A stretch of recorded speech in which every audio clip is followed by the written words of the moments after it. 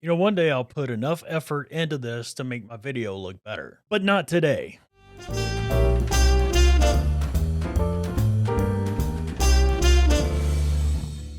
What's up, everybody? Johnny English here with another video, just a little short video. Somebody had made mention about me complaining about others complaining about the X-H2s, especially when it comes to, let's say wildlife tracking, that sort of thing. So what I did was I have a really short clip of some footage I took out at the park, ducks, whatever, ducks, geese, birds, a couple little birds flying around, and just to give you an idea. And I was in stills mode, not video. Again, if you want more wildlife stuff, video and stills and stuff like that, go check out Mike Riley. He up there in Canada, he's done a lot of this stuff. So a lot of the wildlife, birds and tracking, birds in flight, all that sort of thing. That's just not my thing. I don't do that. I don't photograph a lot. I just happen to be out there with the Atomos Ninja 5.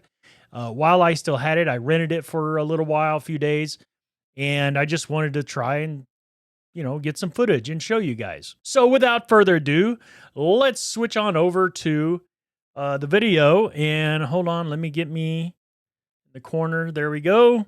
I'm in the corner. Again, apologize for the video background, the blown out crap. So anyway, so here's, I had several clips and I just kind of put them all into one clip. Let's check this out. I'm running this off my iPad. And of course, it's picking up the ducks and everything pretty good. I mean, it's doing okay, but as you can see, it's also, look at that. It's kind of moving to the reflection of the duck in the water. So that could be an issue. But I mean, it's picking it up just fine. It's, for the most part, you're going to get your shots, the shots you need to get.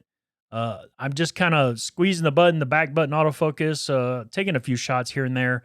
But I'm just seeing how the tracking, this is on wide tracking, wide bird tracking, however you want to say it, subject detection, birds. You can see down in the lower left-hand corner, the little M, I'm in manual, and then the bird next to that shows that I'm in bird tracking. So, and I wanted to see how it did in low light, so I kind of made sure it was low light situation. I didn't mess with my ISO or anything just yet. I'm just trying to see how it does, worst case scenarios, because that's kind of what I'm putting out to you guys is like the worst case scenarios. How is it going to react in less than ideal conditions? I did the same thing with the race cars, but anyway, I'm kind of messing around trying to see if I wanted to switch to a different tracking, but I'll just leave it in wide area tracking with bird detection on. We'll see how it goes. Again, I'm shooting with a 50 to 140 f2.8. As you can see, my settings down at the bottom, I'm at shutter speed 1000 because I learned my lesson the last time, and ISO 160 f2.8. It is kind of jumping to duck butts.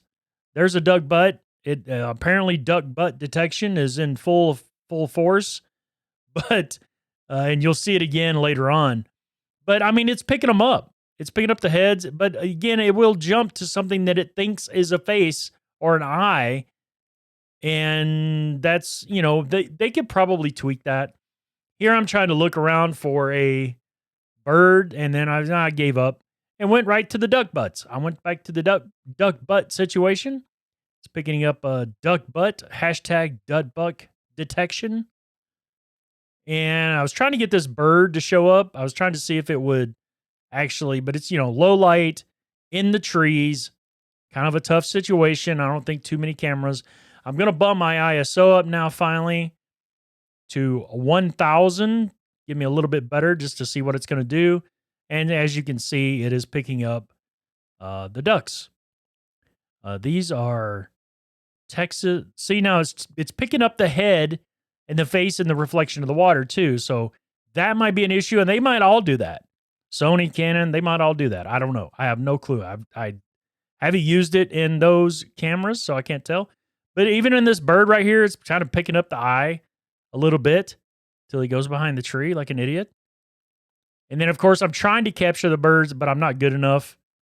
I'm not good enough. I'm not fast enough. I just keep trying, though, like an idiot. and I keep failing like an idiot. But again, it's picking up the ducks fine. It seems to be doing fine. So those of you saying that it doesn't work, you're nuts. It does work. It might not be perfect, but it works. Now, of course, again, I'll reiterate, this camera in the hands of an expert or someone who's good at wildlife photography and videography is going to do just fine. They're going to do fantastic. Like Mike Riley. Mike Riley's done this a lot more than I have, and that's kind of his thing. And he's good at it. So there I go again. I just keep failing miserably. But it's just too many leaves. And, I was just, again, extreme situations trying to see what it's going to do, what it's not going to do. Just looking around, just, I just want to get several examples. Well, there's the eye. So it's getting the shots. You're going to get your shots. If you're an experienced wildlife photographer / videographer, you're going to get your shots. Look, it's got the birds there. They're getting ready to fight. One's you kind of stick it like, hey, you want to fight? He's like, nah, eventually. He's like, nah, I'm good. And the other one just struts away like a real jerk. Of course, these are some kind of, I don't know what kind of birds they are. Some kind of weird bird. They eat a little bit of everything, I think. I've seen them with just about anything in there. Now, that one I just happened to catch. He was landing, so it wasn't that difficult, but I did get him. He caught the eye. Kind of from a distance across the little pond here. You see the distance is no issue. Try to get this one. I think I actually got this one eventually. There we go. See? So I got him, and it's even trying to zoom in on the eye. So, and that's from somebody who knows nothing about wildlife photography. I am horrible at it because I just don't. It's not my thing. But it will, if you're good at this. If you're good at it, you're going to get your shots. See, look at that. I mean, an experienced wildlife photographer would have probably gotten way more shots than I did. But it's picking them up. It's doing its job. So back to main camera. So I just wanted to throw that out there because somebody put a comment on one of the videos about, oh, you like to rill on these guys that are talking bad about it, but you're not showing anything. You're not showing any footage. Well, there's your footage. There's your footage. I took that personally.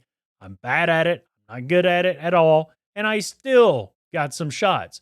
Even as bad at it as I am, I still got some shots. So those out there, you know who I'm talking about. You know who I've been complaining about. Those people out there that have been saying that the autofocus doesn't work, wildlife autofocus doesn't work, blah, blah, blah, blah, blah. They're full of crap. I mean, that's just, I can't say it enough, and I don't know what else to say. But I've proven that they're full of crap. I wish I would have taken footage with the Ninja while I was doing the portrait shoot later on that day or kind of in between those shots, but I just didn't get a chance to. That would have been the nail in the coffin, so to speak, of, eye autofocus doesn't work. It does work. It works just fine. It's damn near perfect on the eye autofocus on portraits. So that's all I wanted to do is put that little video up. Thanks for liking all the videos. Thanks for watching, sharing, and all that good stuff. I just put up a video. I kind of did a compilation of all, some of the clips that I had from the races or from the SCCA event at the mall. And I just kind of put them together, the A9, then the Fuji, then the A9, then the Fuji. I just kind of went down the line like that just to kind of show you, put a little music to it, little music so you could dance and, bob your head.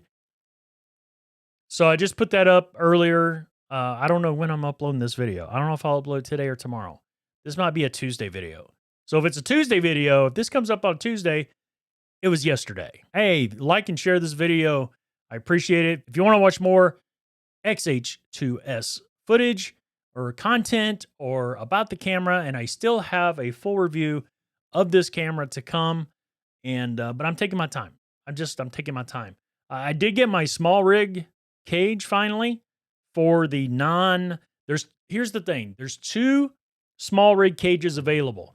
For some weird reason, you can easily get the small rig cage where you have the battery extension on it. You can find that cage everywhere. Like almost everybody has those in stock. But the cages for just the camera alone, tough to find. I actually had to order through Small Rig, and they ended up FedExing it over from China. So they don't even have these in stock anywhere. But I did get one, and it's actually a pretty nice cage. I did have to make a little tweak to it, and I'll talk about it if I do a review. But I did have to tweak it because there was a piece that was, I don't know if it was supposed to be that way, and I'll show you again. I'll show you if I do a review of it.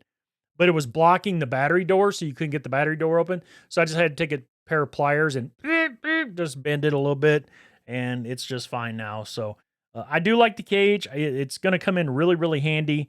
I've got a little handle for it, so if I decide to do some cinematic stuff, I'll be able to do that. But that's it for me. We'll catch you again real, real soon with another video. Hopefully.